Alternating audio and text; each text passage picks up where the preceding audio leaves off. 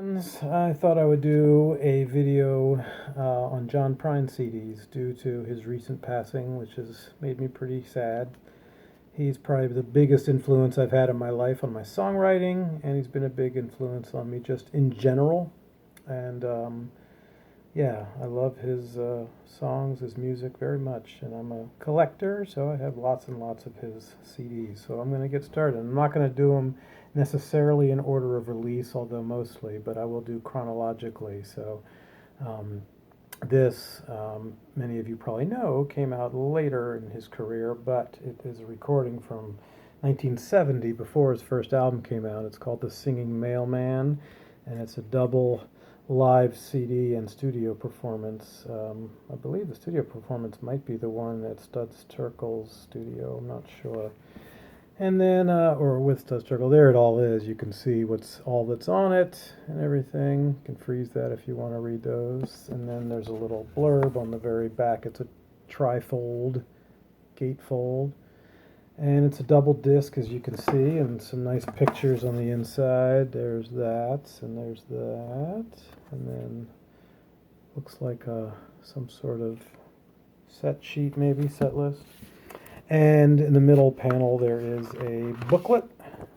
There's your booklet that has some pictures of Prine and some little blurbs from newspaper articles and things like that.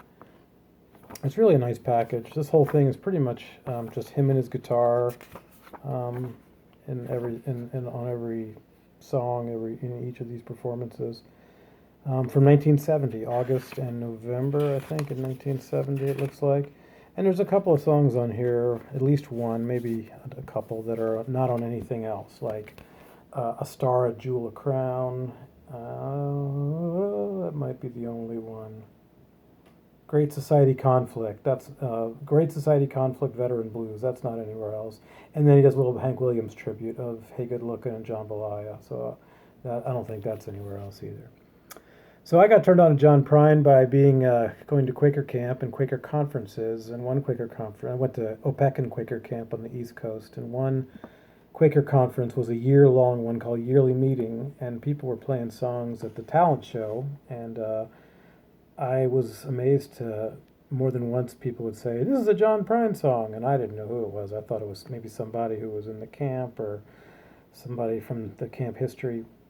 Well, come to find out, he's a recording, musician who releases records. And I went to a local neighbor's who would lend me records and asked if he had any John Prine. He let me fish through there, and I borrowed this one, the very first one, which has A Legal Smile and Spanish Pipe Dream and Hello in there, and Sam Stone and Paradise and Flag Decals, and I like many other songs on here. So I got Angel from Montgomery. Those are all big ones for most people that like Prine, and some that don't probably or aren't big fans. But I really like Far From Me and Flashback Blues and 6 O'Clock News. I think the whole thing is great. Pretty good is really good.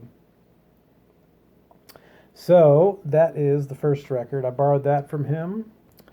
Hang on a second. I'm gonna hopefully get this reflection out of here.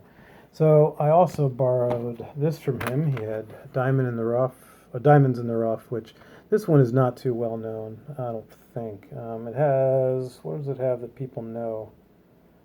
Ugh, not much, but I love this record. I just fell in love with it, and I like every single song on the whole record. And that's his second record. So now we're just going to go chronologically and by release. Sorry about those reflections. I think they'll go away soon as this thing shuts down. I don't think I borrowed this one from him, but I might have. I had this one, though, eventually, as a kid. And this one has Grandpa Was a Carpenter, and Please Don't Bury Me, and Dear Abby, and Christmas in Prison. Dear Abby, it's a live version, and I've never heard any other version, studio version, so I don't know if that was ever recorded any other way but live for this, which came off of another live CD. I'm not going to go through all the booklets. They've got lyrics for the most part, and, production credits and musician credits. Common Sense. This is a pretty underrated and unknown album of his. Not a lot of people listen to this, I don't think, but Every time I listen to it, I find I like it more than I ever realized. He does a Chuck Berry cover, you never can tell, and the rest of them I think are originals. And yeah, it's a pretty strong record if you give it a chance. If you're a John Prine fan, much stronger than I ever thought it really was. And then this one is not as strong, Pink Cadillac. That and there's another one. I think Storm Windows is the other one that are a little bit. Or do I? Yeah, I think Storm Windows is the one that I don't have. And they're not bad albums. They're just he went a little more electric and a little more rockin', and some people would say rockabilly. And he just tried to do some things that maybe were a little out of reach for him. I don't know, but there's some great songs on here. This I think How Lucky is the one that what's his name, Sam Phillips recorded with him. So anyway, that's Pink Cadillac.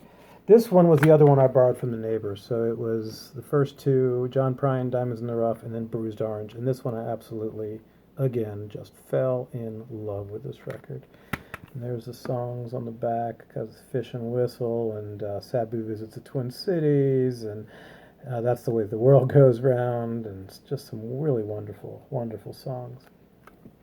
This one was released later by Oh Boy Records, not chronologically, but it came chronologically after Bruised Orange, I believe, 1978. And this is again kind of a rockin' kind of a rockin' CD from that tour, full band. I wonder is what's her name? Rachel Prine, Pierre Prine. It doesn't look like she's on it. She's the one that sings on the next album. That was his wife at the time, Rachel Pierre Prine. She played bass and sang harmony, and she also sang on the duet Unwed Fathers, and I just fell in love with her voice. There's some great videos online of her playing with him and singing with him, and she played bass on this record as well. There's the songs. It had Bottomless Lake and some other silly, funny ones. And this one might have Speed of the Sound of Loneliness. Might be the first time that came out.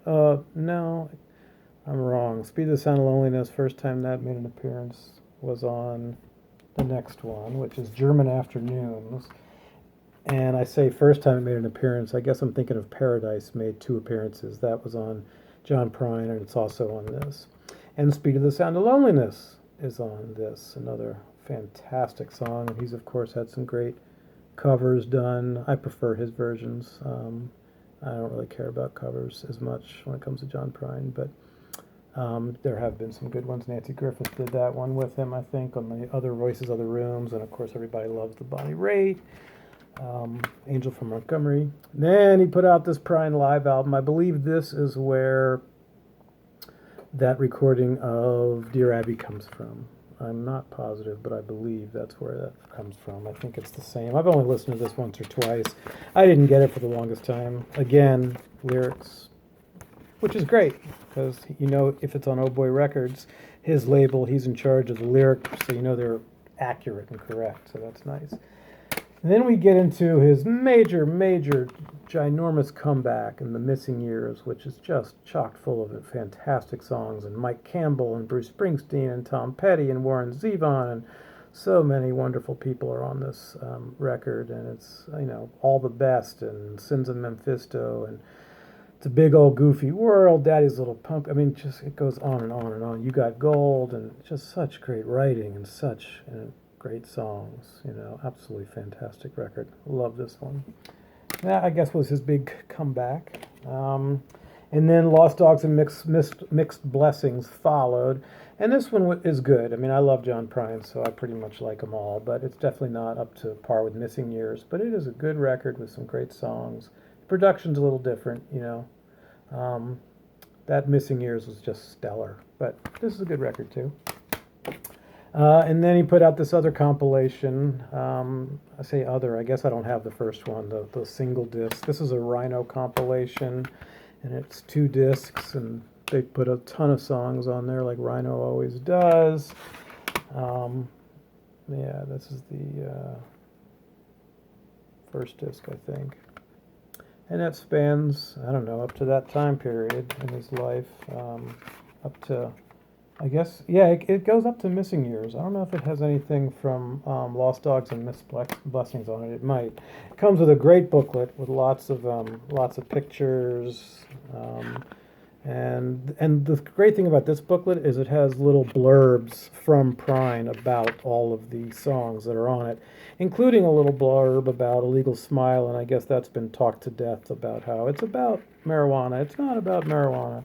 And he says it's not. And well, of course he would say that, you know, and but I don't know. I believe what he says in here in this booklet about it being a childlike kind of point of view and perspective. I'm not saying he didn't do drugs, and I heard a great story once of somebody was kicked a couple of guys off, or was trying to scare a couple of guys off his farm. They were picking mushrooms, and when he found him in the dark and had a shotgun on him, and it turns out it was John Prine and Neil Young.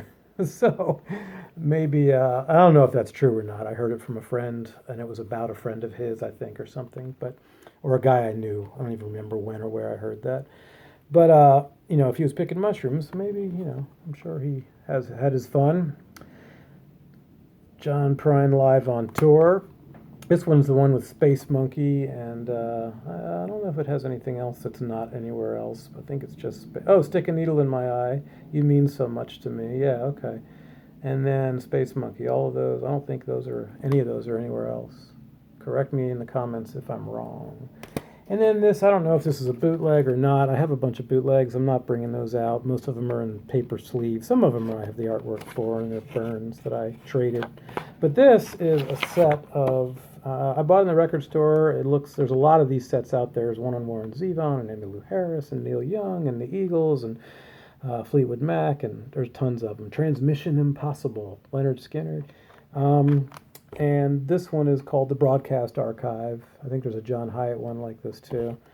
And it just has these 3 or 4 shows on it.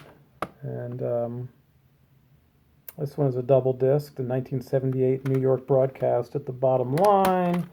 This is a single disc FM broadcast in Asheville, North Carolina from 1986. And then I think this is a kind of famous one because it's after Missing Years. It's the classic 1996 Live at Singers Songwriter Festival, and I think that's in Switzerland. Yeah. Boy, I'm really sorry about that glare, folks. I don't know how to do this without the glare. I could take every insert out, I guess, but I don't even know if that would work. But I'm not gonna. That's just gonna take too much time and effort. Yeah, it's a little better. Anyway, you can see these online, and you can see them in the store. I'm just kind of going through my collection as a little tribute to John Prine. I ordered the John Prine book from the website. That's coming soon. Oh, here's a cool picture on the back of this that's got Joe Ely, James McMurtry, John Cougar, or whatever, John Mellencamp, and Dwight Yoakam. Isn't that funny? These guys must have all been at this festival or something. And I've seen this picture on Facebook. Somebody, I think, put it up there. Maybe not. I saw it somewhere else. But anyway, I just think that's wonderful, seeing all those guys together. Some fantastic songwriters. And the cool thing about this in the stores, you know, it comes in this box, and on the back of the box, it tells you everything that's in there. It's got the set list, and then if you look real small, it's got the show listing, the date, and all that info. So that's really cool. Then he put out this In Spite of Ourselves thing, which of course came out, was lots of duets, and everybody fell in love with that song, In Spite of Ourselves, him and Iris DeMent, which is just a wonderful duet and a great songwriting, great, well-written song, great song. And so, yeah, he did that one. This has lots of great people on it. I got to put on my old man glasses. It has Connie Smith, Lucinda Williams, Trisha Yearwood, Melba Montgomery, Emmylou Harris, Fiona Prine, his wife, a couple from, some of these are repeated, do more than one song on there. That's a great one. And then he came out with this 15 new recordings of classic songs. And this is actually, I didn't get this for a while, but because I figured I got all those songs. But man, when I did get it, it really is nice. It's great. I don't remember, I haven't listened to it in a long time, so I don't remember if it's full band or if it's got just him and guitar, but it's got Souvenirs, Fish and Whistle, Far From Me, Angel from Montgomery, Donald and Lydia, all those from his first record, and second record.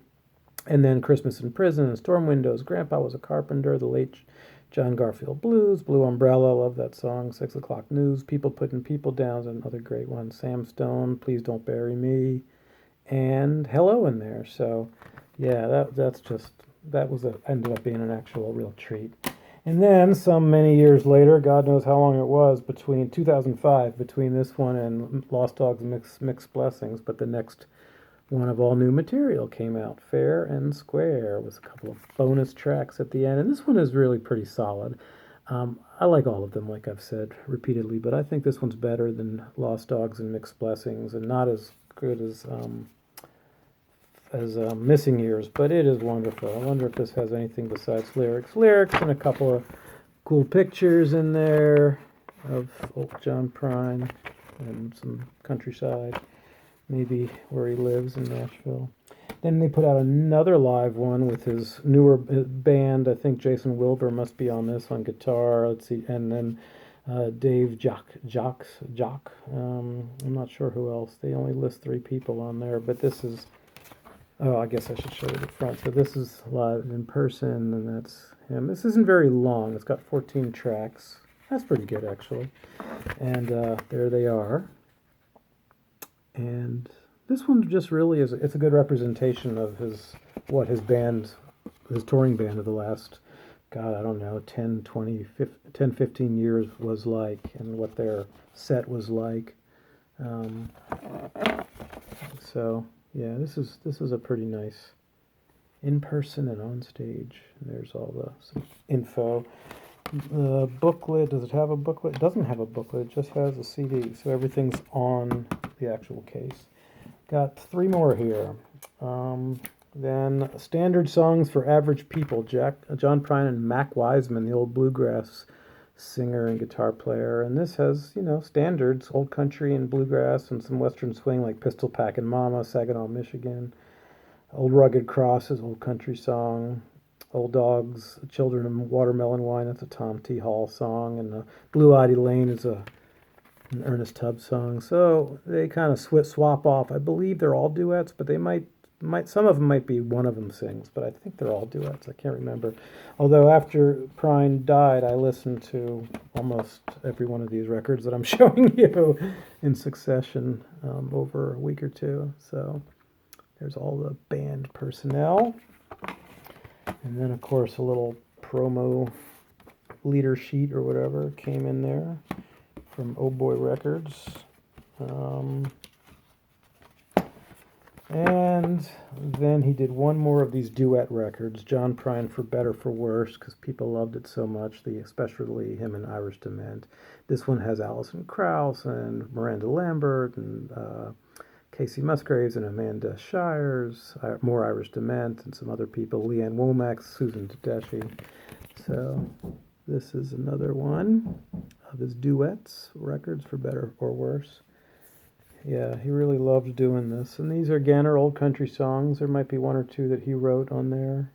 His wife sings on this one again, and actually there she is right there. So, and the last one, his other comeback, his most recent comeback, and Tree of Forgiveness, which is just a phenomenal record. I mean, so good. And the story behind this one is, maybe you already know, his wife said, "It's time to make a record." And he's like, "I made a record." And then she told him, "No, you didn't. It was in 2005, your last original record." And he's like, "What?" And so she booked him a room at a hotel in downtown Nashville, and because that's where he likes to write and how he likes to write. And they loaded up a couple guitars and boxes of lyrics and tape recorder, and he went and wrote a Grammy-winning record in that hotel in Nashville with just wonderful songs.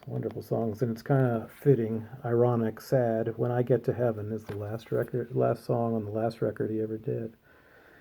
Very sad, but boy, what a shining swan song to go out on for him. And yeah, just a beautiful set of songs. And I got to see him, thankfully. I went on a whim wanted to go on a trip last year over New Year's, and I didn't know what to do or where to go, and I was trying to find a place that had some music I wanted to see, and I didn't have any luck after checking so many places.